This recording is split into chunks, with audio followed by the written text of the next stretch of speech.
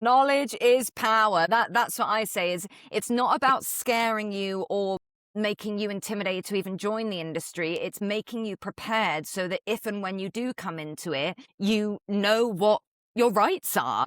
Because unfortunately, there are too many people out there who are taking advantage of the lack of awareness. Hello, and welcome back to the Drama Coach podcast. Today, I'm joined by Alexa Morden, actor, writer, coach, and the host of the 98% podcast. Alexa's spent years speaking honestly about the realities of being a working actor, from rejection and resilience to representation, confidence, money, mental health, and life between the jobs. I really wanted to have this conversation today because getting an agent can feel like the ultimate goal for emerging actors. There can be so much pressure to get signed, say yes quickly, or accept whatever is offered. But representation should not be about fear, desperation, or handing over control of your career. So today, Alexa and I are talking about what a healthy agent relationship can look like, the red flags actors and parents should know about, the questions it's reasonable to ask, and how to stay grounded when you're applying, waiting, comparing, or feeling left behind. We also talk about the emotional side of representation, not getting signed, being dropped, or realizing an agent relationship is not working. So let's get straight into it and welcome Alexa. Yay, thank you. What a great intro. Thank you. Thanks for being here. I'm super excited for this episode. Yes, I've chatted to you before for your episode, which I absolutely loved. Thank you for having me on the 98%. The podcast has crept up many times already in my podcast and with lots of guests. So yes, it's an honor to have you here today. Yay. I know how passionate you are about this and about keeping actors safe. We've been in touch recently trying to keep actors safe with various things that have come up in the industry. But could you start telling the listeners, if they don't know you already, and I'm sure a lot do, a little about your own acting journey and how the 98% podcast came about? Yes, there's so much I could say about the 98%, but because of your audience and sort of the focus on parents and child actors, I'm going to streamline it towards that point. So Brilliant. I started the 98% with one of my now best friends, Katie, in 2018, because we were just bored of only hearing from famous actors and knowing that everything we were watching on Graham Norton's couch was just not relatable to the majority of our friends down the pub or the actors you bump into on the tube and say, oh, what have you been up to? And we're all desperately trying to validate ourselves with bookings and auditions when 98% of actors aren't in full-time acting work, hence the name, the 98%. We gave a voice to the sometimes harsh realities of being an actor. And that was a big thing as well, is we would have conversations that most would shy away from because we're feeling pressured as actors that we have to appear booked and busy all of the time. So that's sort of where the 98% started, but it came from the fact that I've wanted to be an actor since I was 3. And unlike lots of the people that will be listening to this podcast, I didn't enter into the industry as a child professional. I did a bit of, extra work here and there, but my parents, we decided to just keep it as a hobby, something to learn and something to grow with. And looking back, I'm really glad about that decision, as much as I would have loved to be Hermione and Emma Watson stolen a career from me. But yeah, so I, did all the drama clubs, all the plays, took a gap year, worked 3 jobs to save money, auditioned for drama school, got in, went, didn't have a great time, left with no confidence, and then went looking for my, self-value as an actor from an industry. And spoiler, you're never going to find validation as an actor from this industry. And so that was also part of the 98%, is helping actors understand that we are successful and worthy and, have a voice, whether or not we are on the red carpets or at big premieres or being stopped for autographs. So that's where the conversation started, giving a voice to the reality of being an actor, and where I am now in terms of being a founding director of a community interest company and being at the center of investigations into wrongdoing, and all of that came from this platform being a place where people felt that they could be heard, listened to, supported, advised, And I was getting a lot of, messages through the years of abuse and misconduct and, the really dark stuff that doesn't usually have a light shone on it. And so the Bodhi talent scandal, which was this con artist agent, I was kind of in the middle of exposing and shutting that down. And then that just opened the floodgates because, and I'm sure we'll get to this industry is pretty much entirely unregulated. Anyone can say that they're anyone. And then because of the hierarchy of power, which is very dangerous, which leaves actors at the bottom, and actually I would say child actors and parents even, like below that, it leaves us vulnerable to exploitation because we're all, as you said in your intro, we're all so desperate to get that thing that we think is going to open the doors, that the fear we have of, speaking out about wrongdoing only enables these people. So through the years, I was getting messages from parents and I had to say, look, I'm sorry, I just don't have the remit to really focus on the child sector of this industry because I understood that it was a whole other beast. Equity won't even accept members under 10, but you've got children working from newborns, professionally. Yeah. And I was realizing that there was just nowhere for parents to go with actual tangible advice or resources that were honest and forthcoming. And last year, summer of 2025, again, I, with the help of women, mothers predominantly, looked into, exposed and shut down Lucy Harrison Casting, which was another fraudulent agency run by a couple who were using aliases and sister companies and stealing money and skimming money and not paying children. And, I think it was upwards of £250,000 they got away with in terms of loans and stealing from clients and all of that. And that is what really opened my eyes to the child sector because this agency had a lot of younger clients. And I was seeing that parents are even more vulnerable than actors because lots of parents themselves don't have any industry experience. Whereas actors, we learn about the industry as we go, or we go to drama school, we learn things. Parents, it's sort of like, where do they go for advice? And sometimes the people they go to, the focus of this episode talking about agents, unfortunately, with the lack of regulation, there's no way to say that anyone can be more trustworthy than anyone else. And so that really opened my eyes. And then from there, I have heard so many horror stories that would never happen in the adult acting that is only happening with children because of the vulnerability of parents and the fear and the intimidation and the lack of knowledge and the lack of awareness. And so that's why I'm here, talking specifically for parents and children, is we have to protect children. This industry is dangerous. It is. And if you're coming into it with just blinders on of I want to make my kids' hopes and dreams come true and I don't care what I have to do to get there, you could be putting your child in a more precarious situation than not having them in this industry to begin with. I think that's the long and short of it, of how I'm here now. Thank you. No, you've really tailored it to sort of what we want to cover in this episode. And although I don't want to terrify parents, I do want to warn them. And like we said, we wanted this episode to be agent red flags. And that's what we're going to talk about. Those things that you can look out for and you can avoid, and perhaps the things you should be looking for. So yeah, don't freak out yet, parents. Stick with us because we've got lots of advice. Knowledge is power. Yes. That's what I say. Absolutely. It's not about scaring you or making you intimidated to even join the industry. It's making you prepared so that if and when you do come into it, you know what your rights are. Because unfortunately, there are too many people out there who are taking advantage of the lack of awareness and, just the yes people that actors and parents can be. So it's not to scare anyone. And I also have, naysayers sometimes say, oh, you're so negative. We should be celebrating this industry. This industry is celebrated enough, albeit it's only the 0.03% of the 2% in all these, fancy awards or whatever. But by ignoring the problem, it's only going to get worse and it's going to leave more people vulnerable. So it's not about scaring you. It's about making you aware that this stuff is happening and what can you do to make it as least likely as possible that it happens to you. And like you said, knowledge is power. So I'm hoping that this is going to be empowering. And there'll be lots by the end of this episode that you can take away and think, yes, or when you see it or when you feel it, you will know it. Because you're so right. There are so many parents who are just thrust into this because their little child wants to act or perform.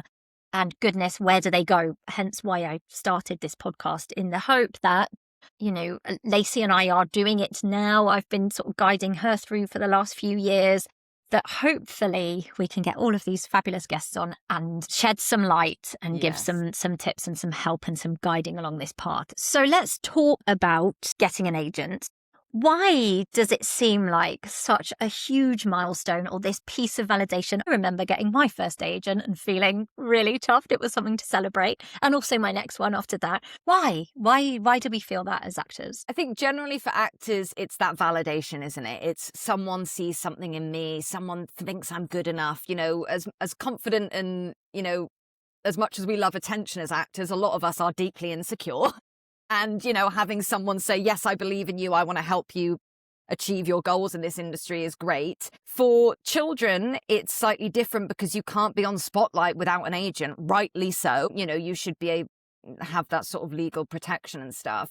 So it kind of becomes this hurdle or this hoop you have to jump through, that if you want your child to be pursuing this professionally, you need to have representation. And that can leave some parents vulnerable to just saying yes to anyone just to be able to tick that box to then get on spotlight.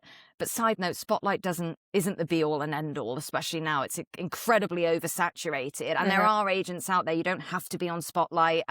It's actually illegal for agents to require you to be on spotlight, in terms of they can't require any paid for service, and that includes spotlight. So already red flag number one, if an agent is saying you must be on spotlight for us to represent you, yes, we understand that in the industry that's kind of a given, but technically they can't require you to pay for anything. So that's why getting an agent is a big thing, because also they are perceived to be these gatekeepers of the keeper of the keys to getting you in the room. And whether that is accurate or not, for children, again, it kind of is, because you want to be able to have that protection of, this is the only industry really where child labor is still not only allowed, but encouraged, with incredibly low pay and long hours and all that.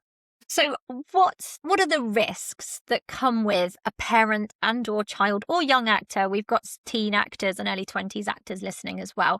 What's the risks of approaching representation with this sort of fear or panic? I must get one as soon as possible. I can't possibly progress without them. What is the worry about going with that mindset? That anyone in this country, the UK, can become an agent. Anyone overnight. It's very different. In the US, there is regulation. You need a license. I actually made some videos about this on the 98% Instagram of there are all these hoops you have to jump through. Again, rightly so. To get a license, a background check, you have to submit your biometrics to the FBI or whatever it is. Like, they make sure that if you are someone in charge of someone's money, in charge of someone's career, access to children's, materials and stuff, you need to be ticking these boxes to be able to do that.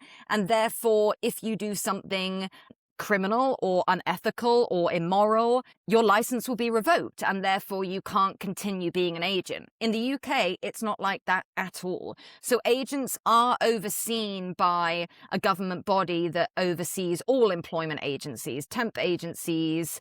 Shows how long I've been a creative. I don't know how many other types of agencies there are. So, if an agent is withholding money from you, for example, you can contact the Fair Work Agency. They can get involved, get your money back on, intervene, get things sorted.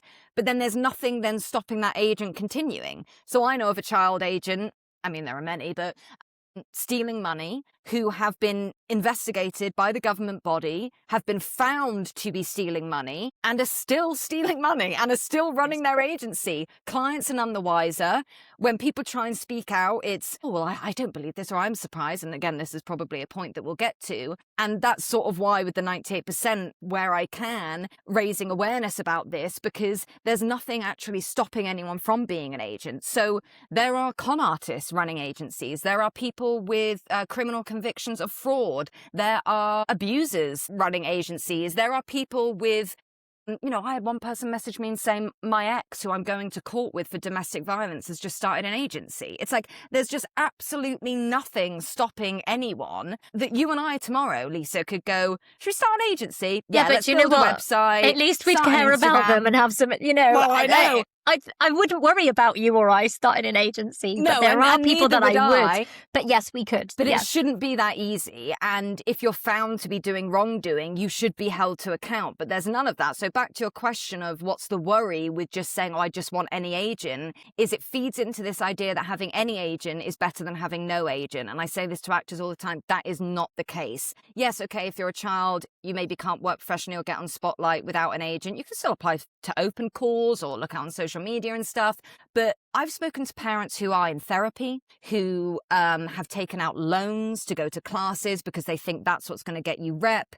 They've taken out credit cards for the same reason. Parents who are, had to go to civil claims court, who have been threatened by legal action, who feel intimidated, whose mental health, is in the gutter because of how they've been treated by agents. You can't tell me that having an agent is better than no agent if that's the experience that you're having. So I also want to say, I just want to take this opportunity to say that if you are a child or a young person, there is no rush.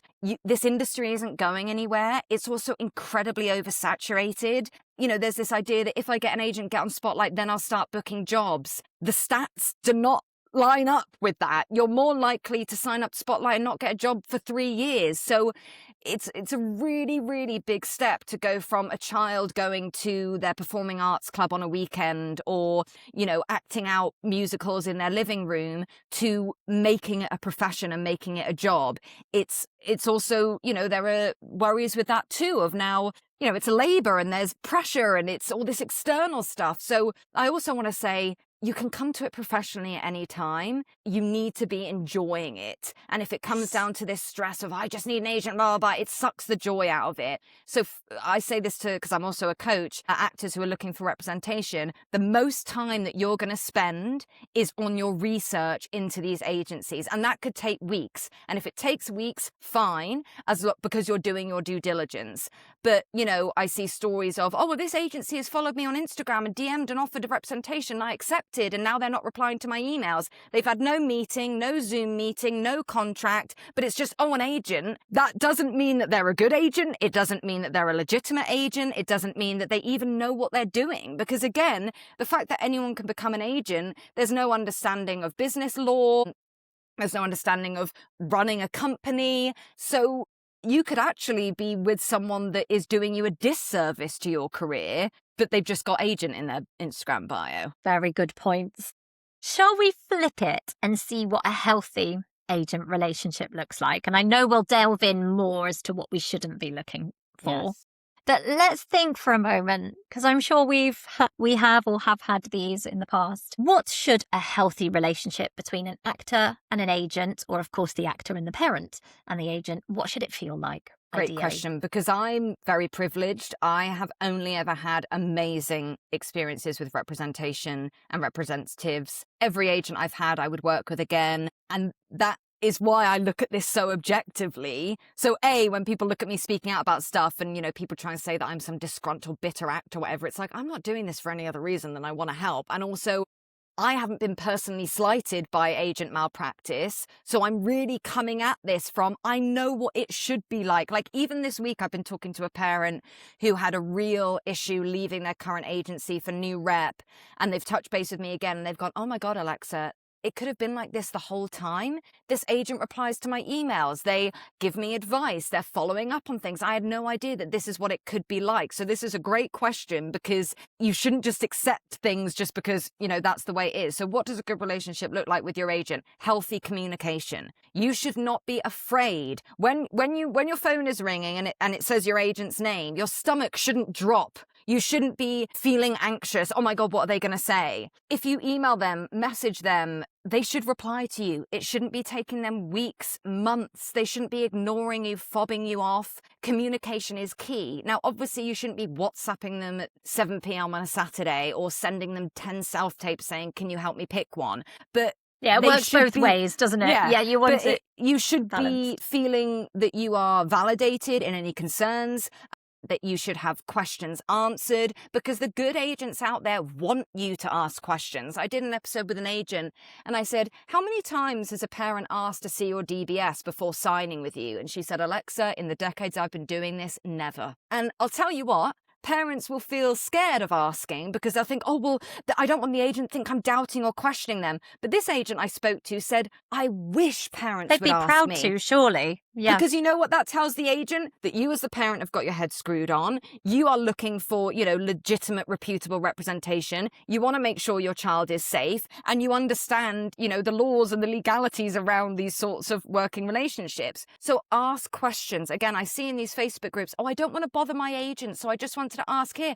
Bother your agent. That's their job. Because the more knowledgeable and empowered and confident you feel and your child feels, the more likely you're going to book work, the better position they are in to find work for you. So they should be available to communicate with you when you need.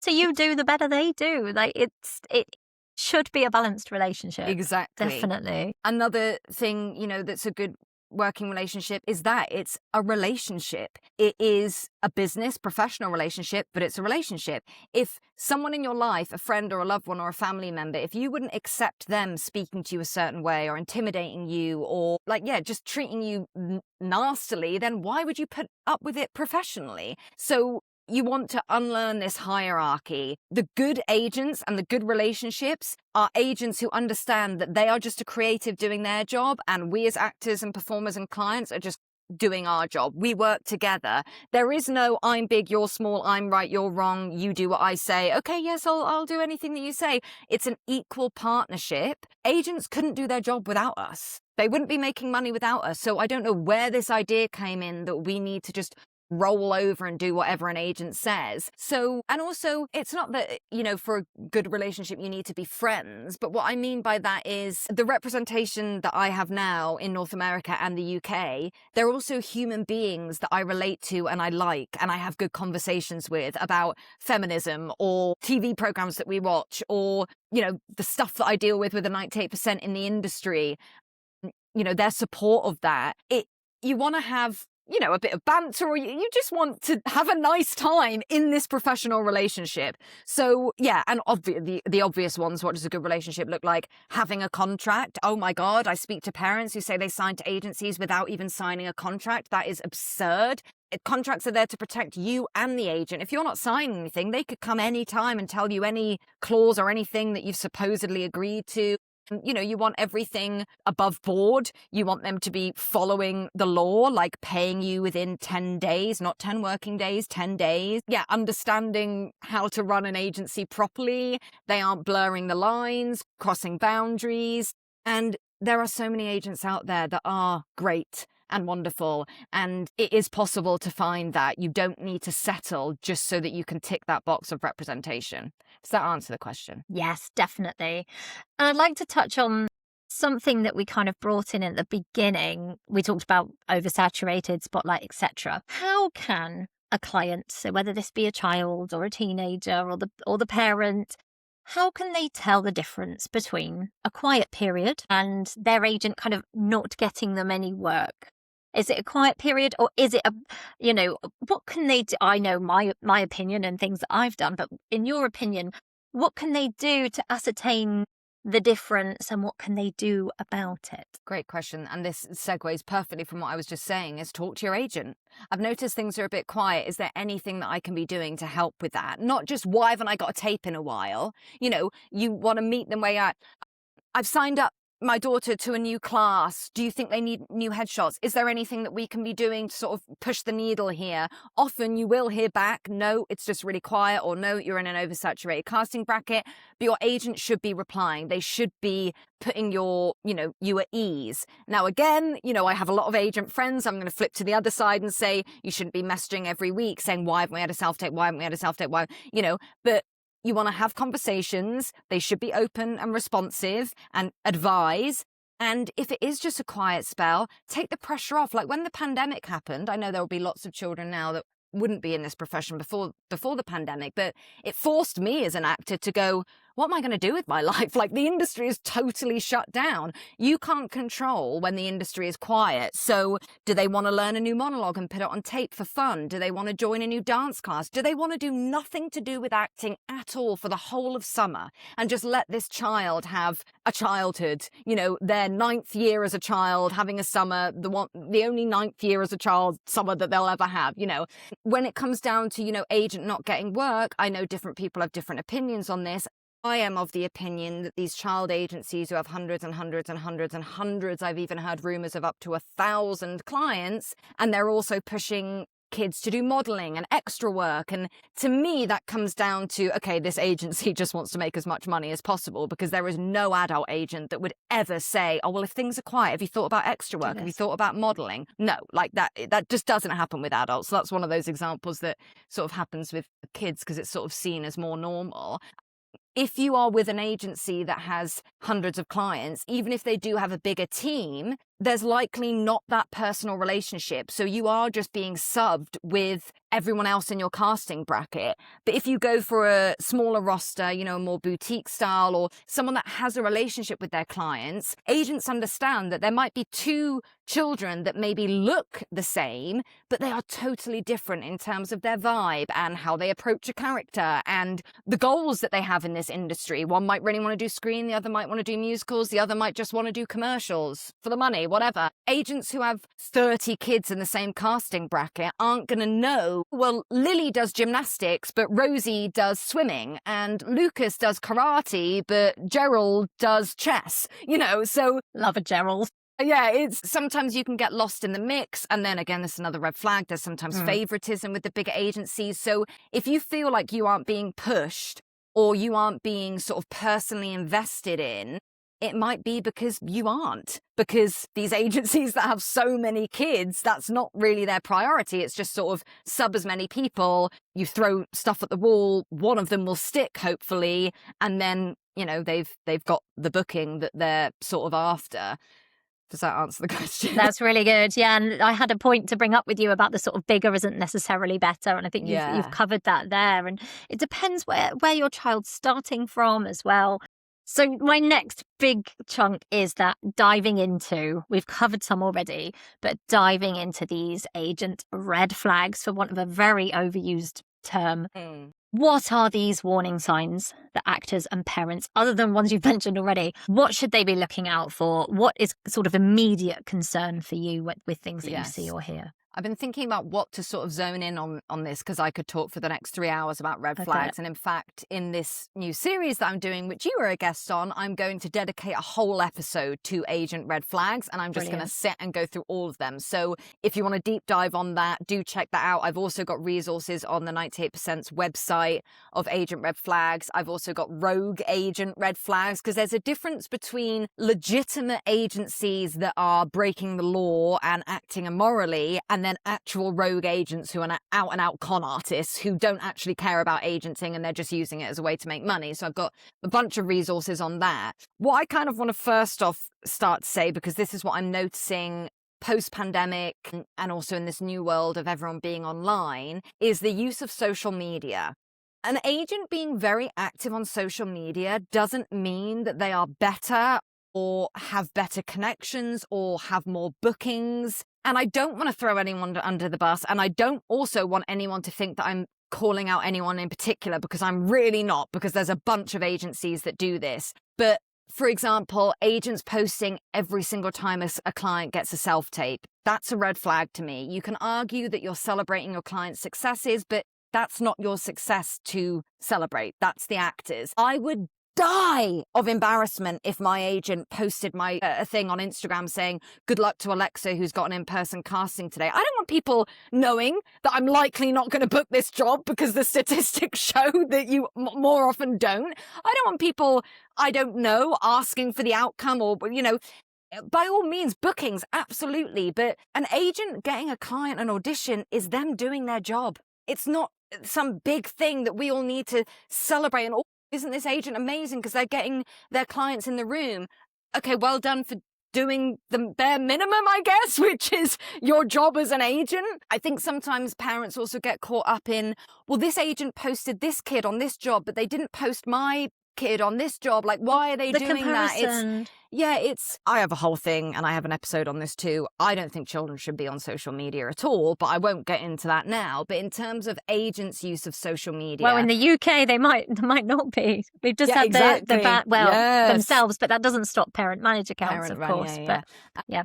But it's this thing of, I'm noticing that some agents are treating their agencies like a business. And I understand that technically they are running a business. But what I mean by that is, if I was running a hair and makeup business, for example, and I was wanting to sell products, I would, post every time someone bought a product, or I would, get people to review my products, or say I want to sell this because I want to sell something. Agencies aren't selling a product. Like, technically clients, like, they're setting them up for work, but this idea of agents using social media to advertise that their business is like better than other people's is a real red flag to me, because isn't the proof in the pudding? Like, my agent friends, a couple of whom are, I would say, top agents, are actually the quietest on social media.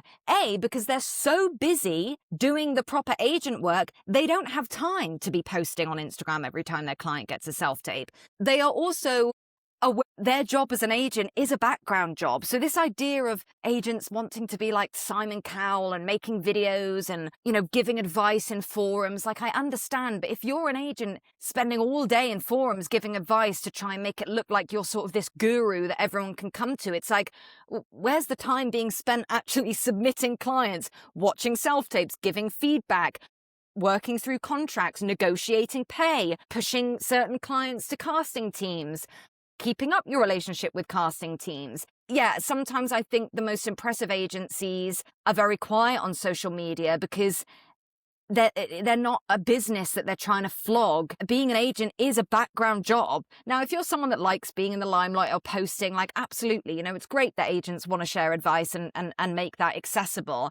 But I think it just comes down to, if you are getting the vibe that this agency is trying to sell you something, whether that's literally classes or, advice sessions. I mean, agents charging £75 for like a 45-minute Zoom on Spotlight to give advice is absolutely absurd to me. But it's like, I'm losing my train of thought because there's so much to say about this. But just be aware of, like, social media is not a reason to sign with an agent or, think that they're better than someone else. That's a big red flag. Now let's get to the legal stuff. Okay. Upfront fees are illegal.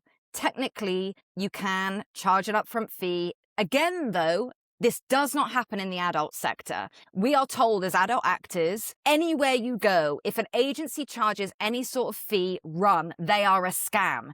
It's viewed as a scam. Even though there are legitimate agencies out there charging fees, because technically you can, it's viewed as a scam. In the children's sector, it's a lot more common. Ask yourself why that is, because agents the parents know pay, right? that the parents will pay. The parents don't know any better. They think it's normal.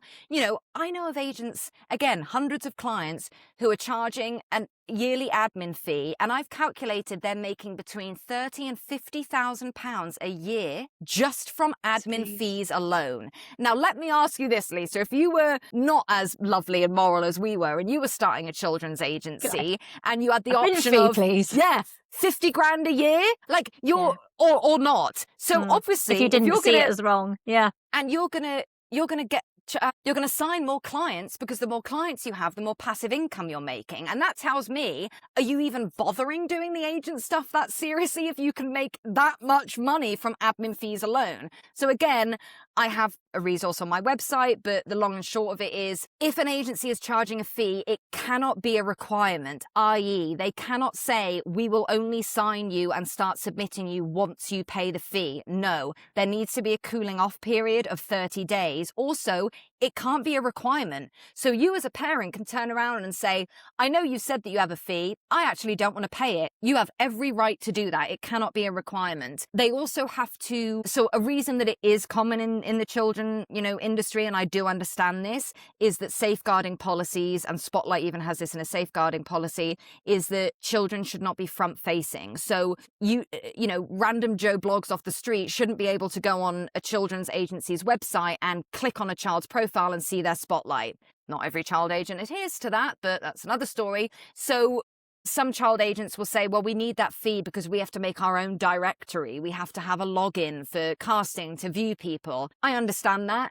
But again, a lot of the time, I think this is just opportunistic. How much more money can we make by charging a fee? Let's do it. So if an agency is charging a fee, I would read up on the legalities around that. If they are not following the law, that's obviously Presumably a red flag. that's different for different countries, isn't it? Yeah, and I don't know much about... Most of our listeners are UK based, but there's some smatterings around other countries, which is very exciting. But yeah, always check and look it up. Always check and ask yourself, okay, why are they charging a fee? Is this a small, one-person-led agency that does everything themselves and they need that admin fee to maybe bring in an IT tech person to help with the directory? Or is it an agency that has hundreds and hundreds and hundreds of people that is very easy to get into, that supposedly just signs anyone without even meeting you and they're charging a fee? Weigh that up. Also, again, red flags, legal stuff, as I've mentioned, paying within 10 days. An agent has no reason to hold on to the money. So this is another legal thing that I don't think parents understand. I actually didn't know this myself.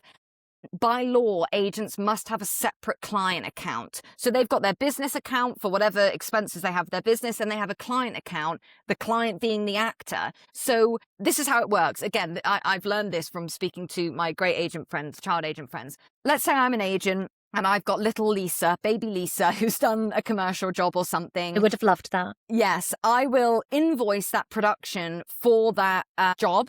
And excuse me, I will invoice that production for that job, and then I will then get a PO number so that when the money lands in my account, it's got that PO number and I can match that PO number to the one that they gave me. So I know, okay, this money is for little Lisa. I'm going to take my commission out and send the money straight on. If an agent holds on to that money in that client account for longer than 10 days, again, not 10 working days, 10 days, they are breaking the law.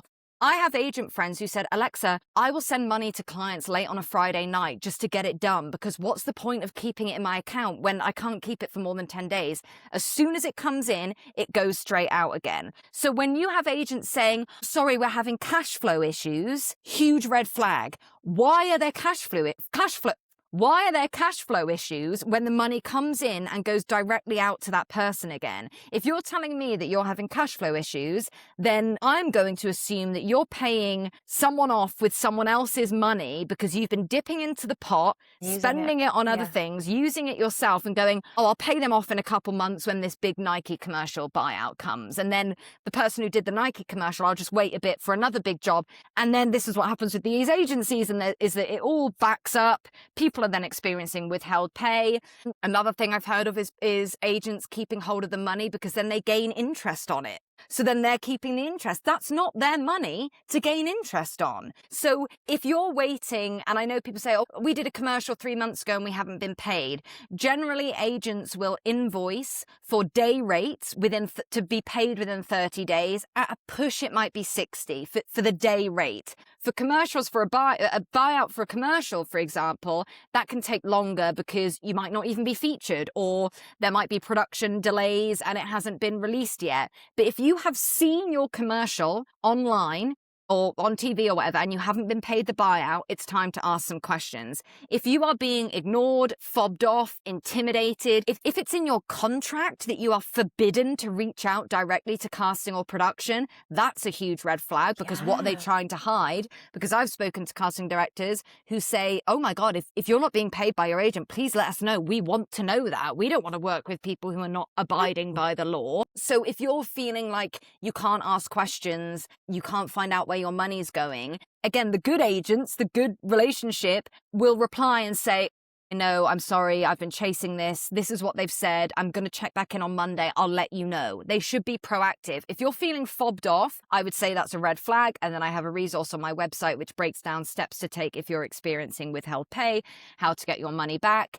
You have every right to do whatever you need to do to get your money, because it's your money. So yeah, the 10-day payment thing is huge. Another red flag is, are you being intimidated? I know I've touched on this before, but I've heard stories of parents posting in Facebook groups saying, I'm concerned, I haven't heard back from my agent, or we haven't been paid. What do we do? And then this agent has figured out who this person is and DM'd them and said, if you don't take that down, I'm going to sue you for defamation. Sorry? Like, that's a huge red flag, because if it was just a mistake, again, the agents who were my friends would say, I would be mortified, Alexa. I would go, oh my God, I'm so sorry. I've dropped the ball here. Like, I'm so sorry you felt the need to post in this Facebook group. If you're posting something for advice, the agent figures out who you are and then they're threatening you, huge red flag. They are clearly covering something up. And again, with this money stuff and the, upfront fee, if they're not acting within the law, if they're lying about this, if they're breaking the law about this, what else could they be hiding? I know stories of, as I've said, child agents outright keeping buyouts and re-air fees. So what they'll do is they'll pay you the first buyout, but let's say 6 months to a year later, that production says, dear agent, we would like to re-air this commercial. We're going to pay you again. And sometimes the fee might increase. And that agent says, yeah, great. They're then, again, going to invoice, get the PO number and get that money. So if you are, and this is based on a true story, if you're a parent and you've heard from another parent on a shoot your kid did, and they say, oh my God, isn't it great that we got the buyout again? And you say, sorry, I had no idea that we were getting the buyout again. Red flag. If you're then asking your agent, and everyone else on that commercial has been paid with other agents and you haven't, red flag. It's just so, there's just so much to this. And double dipping is another one. So if you're seeing that a production is paying, so let's say your fee is £5,000, oftentimes the agent will take out a percentage for their commission and you'll get just under £5,000 or whatever it is. Sometimes, graciously, the production will pay an agency fee so that you as the actor get to keep the full £5,000 and the production pays the agent's commission as sort of a separate fee. There are some agents out there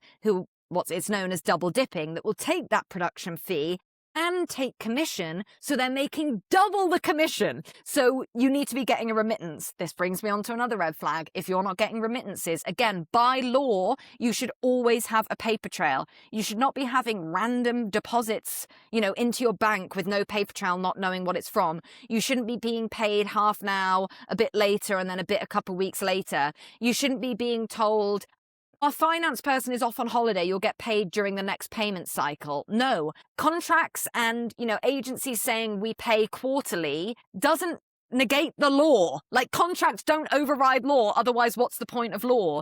So Absolutely. With a remittance, you should be getting your bank details, the agent's business details, the VAT details, if that's applicable. You should be seeing the commission that they've taken. You should be seeing the total that the agent was paid and the total you're paid, minus their commission, any other fees. You should see the date that the production paid your agent and the date that you've received the money so that you can make sure that it was within that 10-day period. If you're not getting a remittance or a paper trail when you're getting paid, not only is that a red flag, that's bad admin. That's an agent not doing their job properly. That's arguably one of the most important parts of being an agent, is managing that money and making sure that it's being sent to the right person at the right time. If they can't do that properly, what else are they dropping the ball on? I could go on and on. Is that enough for now? That's great for now. I just want to make some things clear, because I tried to help somebody out chasing their agent for a payment. And you mentioned, it shouldn't be staggered or things like that. But you also mentioned before about day rates and buyouts for commercials. Am I correct in thinking that you could well get your day rates quite quickly because you've done the job, but the buyout could come much later, like you said, depending on how much you're featured, when it airs, etc. So it's not a worry to get two separate amounts for commercials at different times. Just wanted definitely to double check that. Do take a lot longer. But what I would say to parents is keep in touch with other parents with different agencies from the shoot and keep in touch. Because build again, that network. That's their safety in numbers. Exactly. We are strong. There's more of us than them.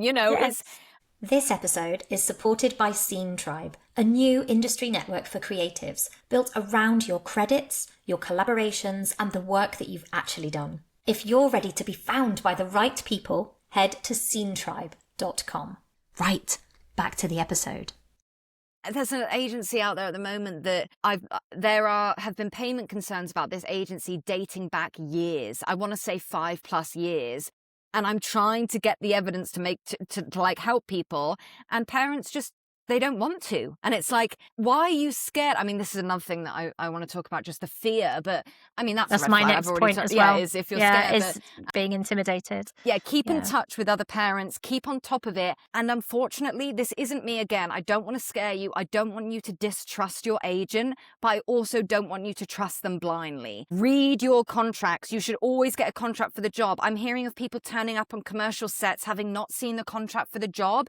How do you know what your fee is? How do you know if there's an AI clause? How do you know if the re-air fee from a year on from now is going to be more? Because there are stories of agents keeping re-air fees outright, doctoring contracts, telling parents, oh, the buyout is $4,000, meanwhile it's $8,000, but because they didn't see a contract, the agent keeps the other half and the parent is none the wiser. So ask questions, stay on top of things, start a spreadsheet, keep a paper trail. Like, this is a business. You know, this is a business and you need to stay on top of it. And, and unfortunately, we're just not in a situation where we can just trust implicitly. Recall fees, those are few. I heard from a parent, I thought the recall fee was for the agent. And the agent had never told the parent, no, it's yours. And they've kept hundreds and hundreds of pounds in recall fees. So yeah, it is stay on top of the money stuff.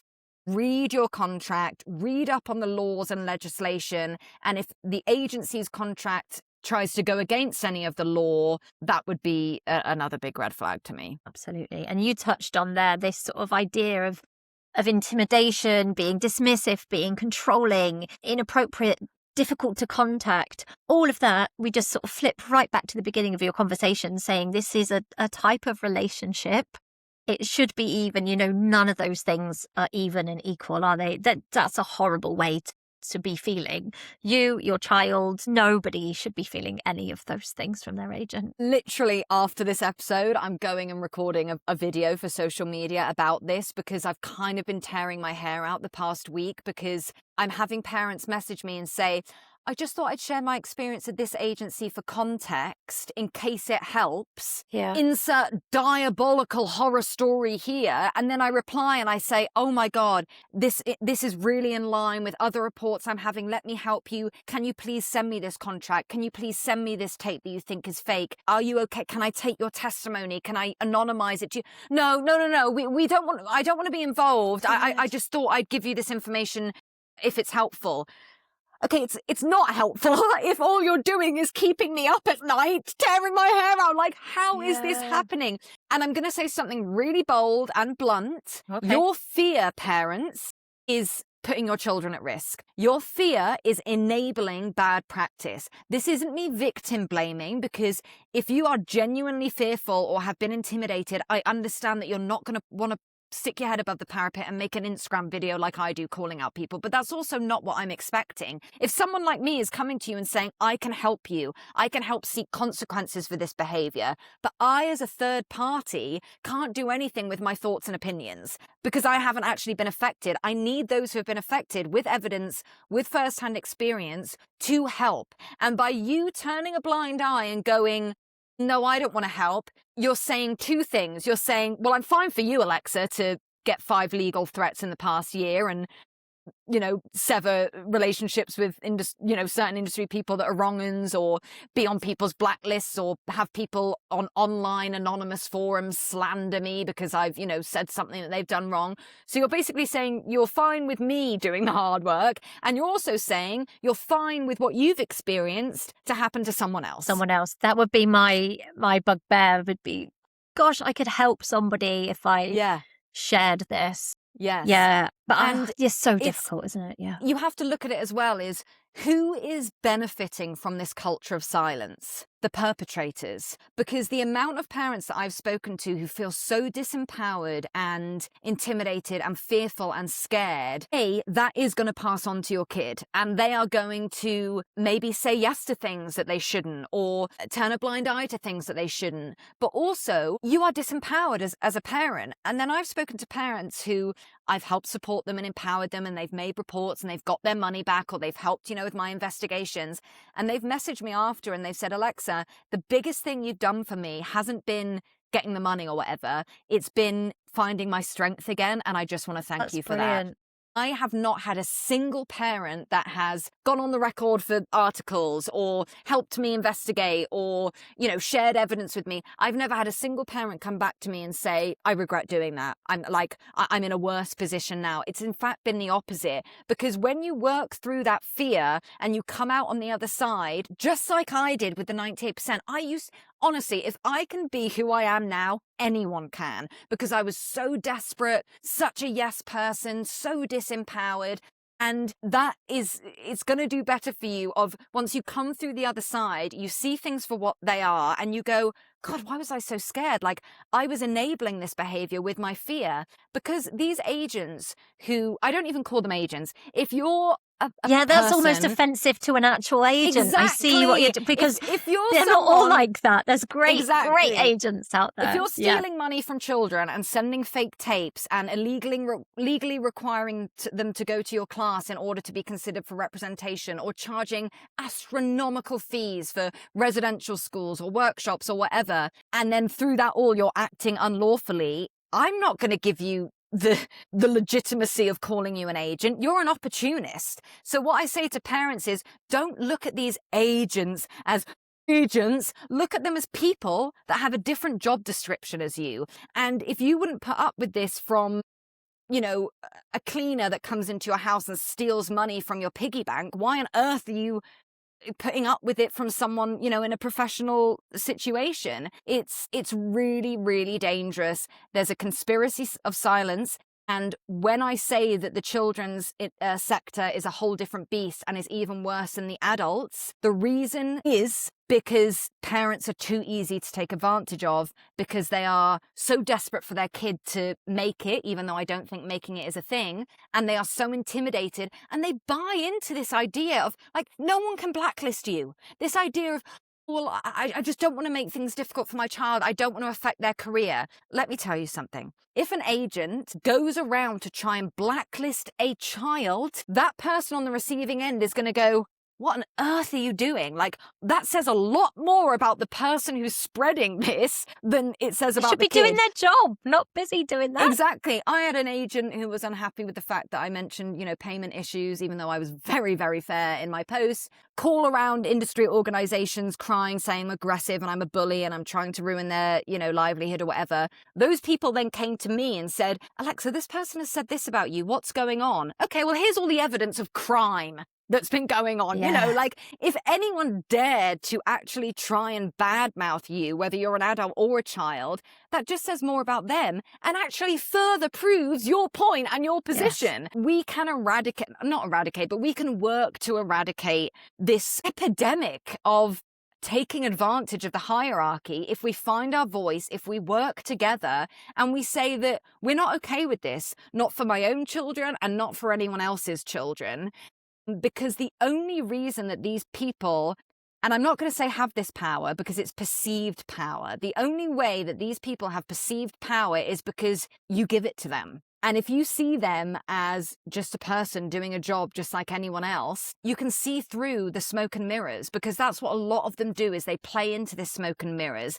Of course, the agents that have something to hide are going to let on that if you leave them or post about your experience or, go on record with it, that's going to affect your career. Of course they're going to, tout that, because they benefit from that. They benefit from the silence that fear creates. And God, I spoke to one parent recently who left one dodgy agency. Please tell me they didn't go to another. No. Went to another one and then was messaging me about a dodgy headshot photographer and something. And I'm like, this just shows that you throw a stone in this industry and it's going to hit 5 dodgy people. Like, these really aren't isolated incidents. And I say that all the time. For every agency that you see sort of outed for bad practice, I could tell you 10 more. So it's not just about, people who don't like what I say will say, oh, she just tries to tear people down. She wants to take them down. No, I don't. I want to help people. Illegal.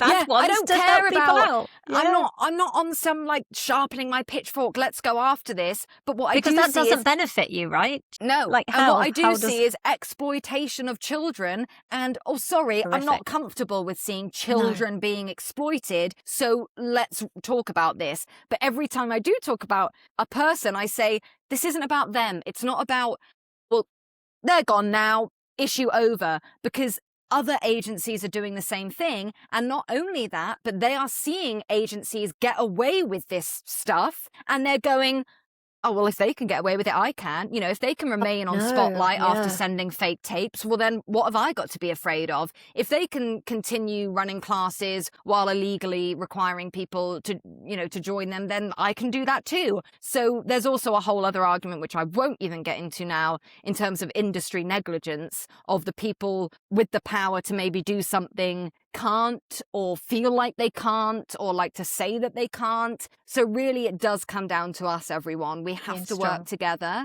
Speaking of the fear and the intimidation that people feel, when people do speak out, please believe them. Please, like, don't, this whole thing of, I'm seeing it now, you know, people post on Facebook groups and people go, oh, well, I've never had this experience. Oh, this really surprises me. No, I can't believe this. Okay, first of all, two things can be true at one time. Yes. Yeah, you can have a different experience. You can have a different experience. If you've had nothing but a wonderful experience with someone, that doesn't negate the fact that someone else has had a terrible experience. And also, if someone is brave enough to stick their head above the parapet and feels that something has happened that is worth warning other people about, what they don't need to hear is, this is really surprising to hear. Yeah, because it is surprising to hear, because these people who, and I have a whole resource on my website as well about narcissists, because this industry attracts a lot of narcissists. They know to treat different people differently. So that's another thing. If you are a disempowered yes parent who just want to be on the agent's good side, you're more likely going to be taken advantage of, because these sorts of people can smell the desperation on you. Yeah, exactly. So when people do speak out about it, just sit with that discomfort a moment. And if it makes you go, no, this can't be true, just sit with that and go, what if it is true and I've been duped? And if this happened to me, set aside what I think this agent is. If this happened to me and I felt the need to share this with others, what would be helpful and what would be unhelpful? You know, yes, there are gossipy things, and especially with like anonymous forums online, people can say something, it can be misconstrued, it can be taken out of context, it can, you know, be embellished or whatever. But what I say is there's no smoke without fire. Like, if there's really serious concerns being raised, or you're hearing this name again and again, but, well, on TikTok, they've got kids working in loads of stuff, or on Instagram, they audition with this, so they must be really good. But I do keep hearing them brought up in regards to this or that. There's no smoke without fire. And especially considering people generally are so afraid, why would they push through that fear if it wasn't for good reason? That was what I wanted to say. Thank you. So if people have found themselves in one of these red flag agent situations, there's loads of resources, as you've said, on the 98% website. If they're listening to this, there are things they can go and do now if they've noticed those. But if they are reaching out to an agent, perhaps for the first time, or reaching out for a new agent, what are the kind of questions? You've already mentioned DBS. Can I see it, please? What are the kind of questions you might be asking if you've been offered a meeting, or perhaps to be on the books? What are the kind of things that we can ask to make sure and to keep us safe, and to perhaps not fall for one of these red flag agencies? Obviously, ask, see a contract, then ask questions. If there's a clause that you don't understand, if there's a clause that doesn't quite match up with the law and legislation, ask questions. Again, if you ask a question, or if you push back on something that you don't think is right, the good agents are going to go, oh my God, thank you so much for flagging that. Yeah, let me put your mind at ease. The agents I have questions about are going to assert their authority, make you feel like, you know, I'm the agent, how dare you question me? A great question to ask is, what do you see for my child? What sort of opportunities do you see for them? You know, you can talk about your goals. They specifically like screen, or they specifically like stage, or they really want to get into the West End. Another question to ask, really important, especially if you're new, if you have no idea how the industry works, what is the working life of a child actor like? You know, it might seem really great and exciting for your kid to be in Matilda, but they still have to go to school the next morning after getting home at midnight from a show. They still have to do their homework when they're doing however many shows a week. They still have to be handed off to a chaperone they might never have met before, and be in a room with adults that they've never met before. So ask, you know, how does it work? How does chaperoning work? What are the laws around licensing? anything. Like, you want to go, meetings with agents are not how do I prove myself to the agent. Agents are busy people. If they're asking to meet with you, it's because they see something in you, and it's your opportunity to see if they are right for you, just as it is the other way around. So before you go to that meeting, jot down as many questions as you have. Maybe do some research. You don't want to waste their time asking, very obvious questions, but you want to make them tailored to your child. You also want to make them aware, do you have any holidays coming up? What are your boundaries? I did a great episode for this series for parents, and they were saying it's fine to have boundaries. Agents just want to know them. So, I'm vegan. I don't want to do commercials for Burger King or McDonald's. Are there certain brands that you wouldn't want your child to represent? Are there certain subject matters? Children are sometimes asked to do really difficult sort of subject matter. Are there things that you don't want to do? Saying no to things is totally fine. Just be upfront about why. How many tapes can we expect? That's a very difficult question to answer. It's a piece of string kind of question. Exactly. Isn't it? But if that's really something, do you have classes? Like, do you think my child needs extra training? Just any question that you have, really. And actually, you could ask them, what do you think of the 98%? Because their comment could be very telling. If they start... Do you know what? I hadn't thought of that. If they start slandering me, that tells you something. I've got a couple of agents... You're on their radar. Yeah, I've got a couple of agents They're on your radar, me. Yeah, they've blocked me on Instagram, and I'm like... Interesting. That tells me something. Very interesting. Yeah, and again, if they're pushing back, if they're intimidated, if they're trying to assert their authority, that's a red flag. And again, coming back to the beginning of this conversation, if you have one meeting with an agent and you walk away and there's a feeling in your stomach that just says, I don't know about that. Listen to that feeling. Wait. You don't need to sign right now, because as I said, you could be in a worse off position. Because also there are agents out there who don't read the brief properly, who get a tape for one actor, but then get 10 others to tape it and then send them all to the casting director just in hopes that one of them gets it.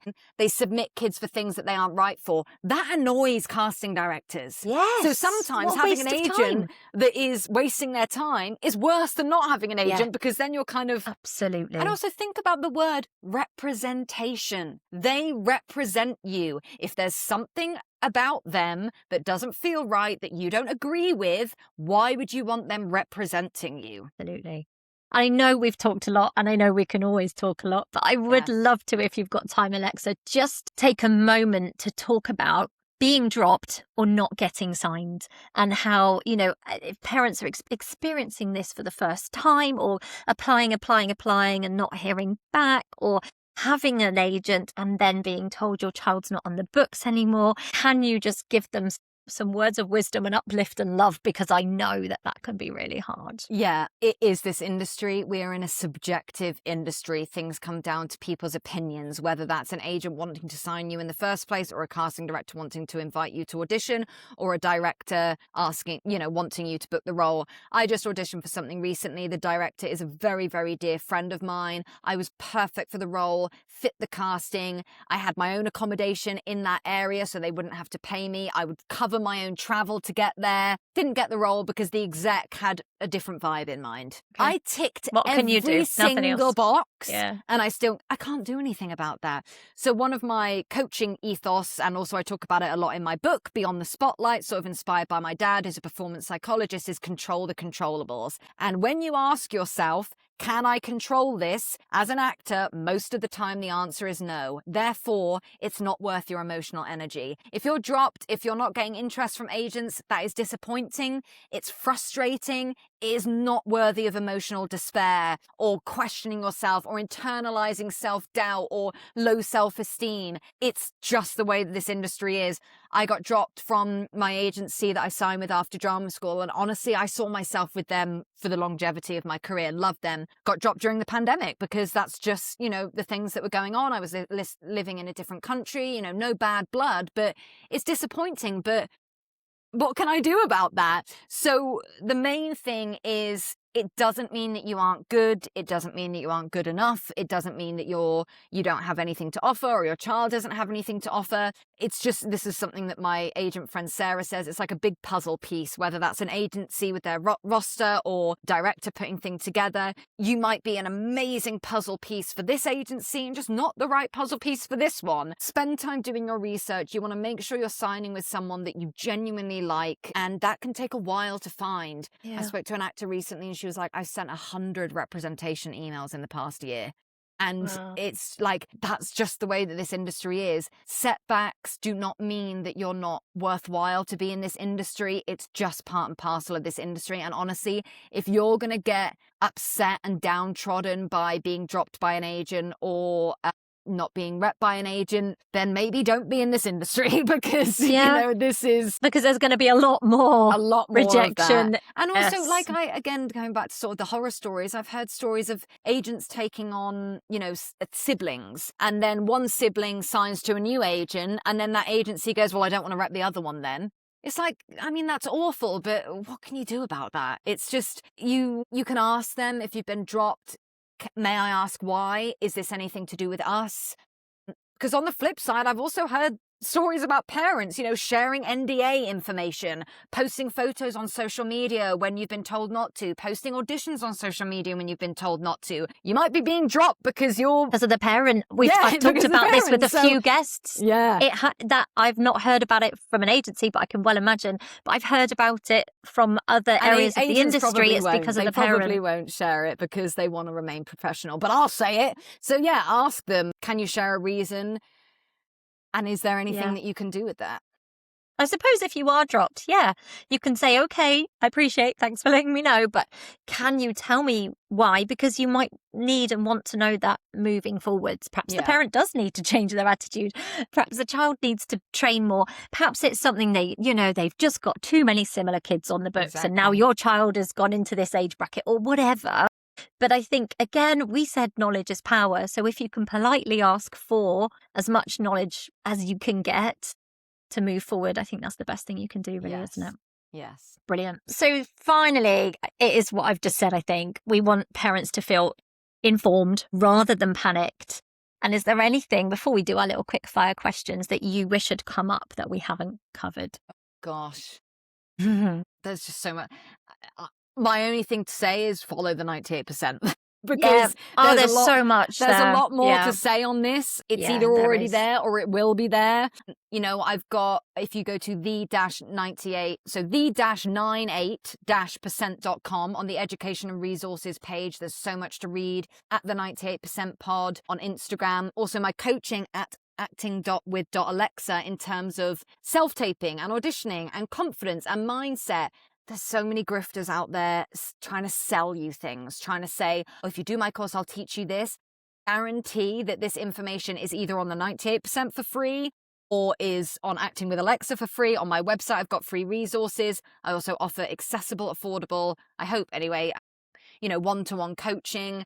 I've got my first youngest client, 5 years old, who's preparing to go into a director me, and I'm really liking working with professional child actors, actually. So it's really fun. I love it. I guess that would maybe be one thing, is be aware of the grifters. This is something I talk a lot about on the 98%. Parents, you're going to feel that you are in a competitive industry. You're going to feel like you want to do anything you can to get your child ahead. Do not fall for these marketing social media ploys that make you feel that if you spend this much money, that it will open all these doors. No one can guarantee you anything. No one can guarantee you anything. No. And that's why my niche with my coaching is, I'm not here to help you make it. I'm here to help your corner of this industry as enjoyable as possible. So just do your research, ask questions. There is actually one more thing I want to say. I've spoken about some agents, child agencies, and then I see people on forums or Facebook groups or social media ask parents questions about certain agencies of, I'm aware of the payment issues, or I'm aware that this has come up, and I don't think that, and I'm thinking, well, you haven't spoken to me. You've clearly spoken to the agent and heard their side of things. But of course they're going to say that it's a mistake or it's lies or that I've got my wires crossed or I haven't got it. Please reach out. I don't make any money from this. Yes, I've started it as a non-profit company. I'm trying to, get grants and stuff to really work. I want to change legislation. I want boots on the ground. Like, I want to make active change. But the only reason I do this is to help. If I have spoken about an agency and you're like, I don't believe that, like, please assume that I have barely given you the tip of the iceberg. Yeah. And if you have questions or concerns, reach out, and I'm very happy to dispel any concerns. You're very accessible as well. You're very easy to reach out to. So thank you for I'll always that. send you a voice note back. Yes. And this is the thing is, another thing with me is I come with receipts. If I'm talking about someone publicly, I've got evidence, and there's a lot of people, things that I haven't spoken about because I could, but I have to be careful with, I am a third party. So if you've experienced wrongdoing and you want to take to social media and warn others, please, that would be amazing, because you have first-hand testimony. I'm a third party. Technically, people can say hearsay, slander. So if I talk about something, it has to be solid. I have to be able to, because, as I said, I've been threatened with defamation many times. None of them have held out. Every post that I've made that people have said they want to take me to court remains up because it's in the public interest. It's true, and it can be evidenced. So yeah, ask me. I'm here. This is why I'm here. And just be aware of agents who maybe there are stuff out there about them, how they approach that, how they handle it, how they speak about it. Are they putting their hands up and owning to a mistake, or are they trying to slander me or misrepresent me? It just says a lot. Not to make this about me, but just because I am really the only person out there talking about specifically this sort of agent stuff that's going on, just because of the position I'm in, I've learned so much. Ask, talk to each other, listen, be curious, take some things with a pinch of salt, but also take other things seriously, and ask questions if you need to. Yes, absolutely. Now, you mentioned where people can find you and your coaching. Is there anywhere else you want to direct people if they want to see more about your work? My book, Beyond the Spotlight, was actually co-written by my dad. So, I write about 90% of it, lived experience, advice, but also he follows up with psychological expertise. And what's really interesting about that is he talks about raising me as someone who wanted to be an actor and how he helped with my confidence and resilience and my mindset. So that's what the book Beyond the Spotlight is about, how to survive and thrive in the real world of acting and performing arts. So it's not a book for children. Because I do touch on mental health and abuse of power and misconduct and stuff. But if you're a parent that really wants to be informed and empowered, and also you want to help your child with resilience, with mindset, with positivity, with being able to get back on the horse, after setbacks, please do read my book, Beyond the Spotlight. You can order it online at Waterstones. And please do leave a review on Amazon. Me and Dad love to read them. It's very exciting for the book to be out in the world. And yeah, there's just so much to say, but I think there's a lot out there that people can find if they're liking this sort of conversation.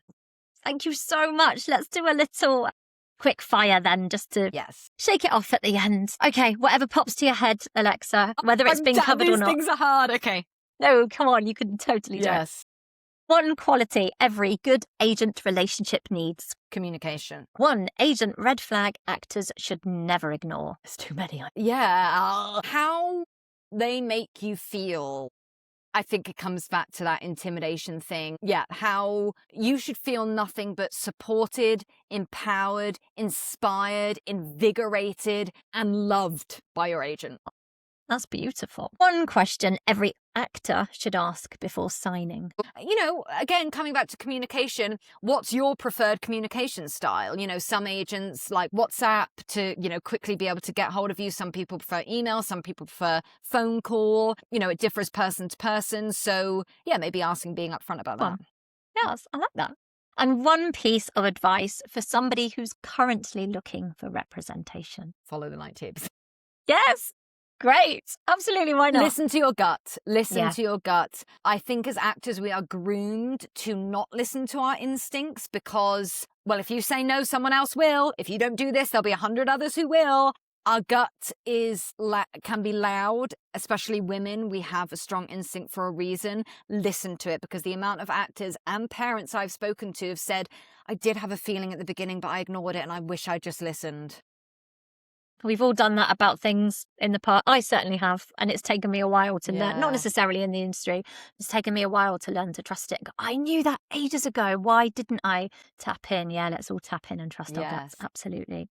Thank you so much, Alexa, for your time, your energy, your knowledge, your wisdom, and for taking time out and to share all of this with the Drama Coach podcast. I really appreciate it. I also didn't even plug the actual podcast. You can listen to the 98% wherever you get podcasts.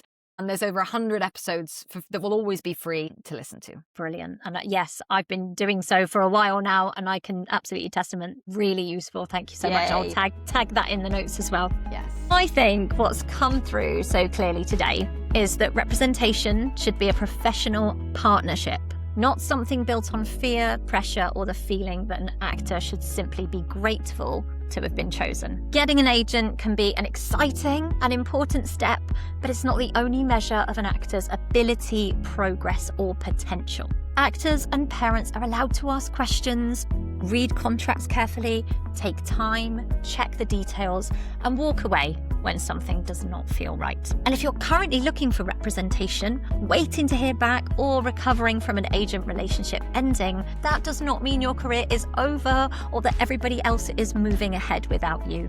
Keep developing your craft, keep learning how the industry works, and keep making decisions from a place of information rather than panic. I hope this episode has helped. Please do share it with a young performer, parent, or actor who might benefit from hearing it. You can find me on socials at The Drama Coach for more acting tips, audition support, resources, and practical guidance for young performers and the people that are supporting them.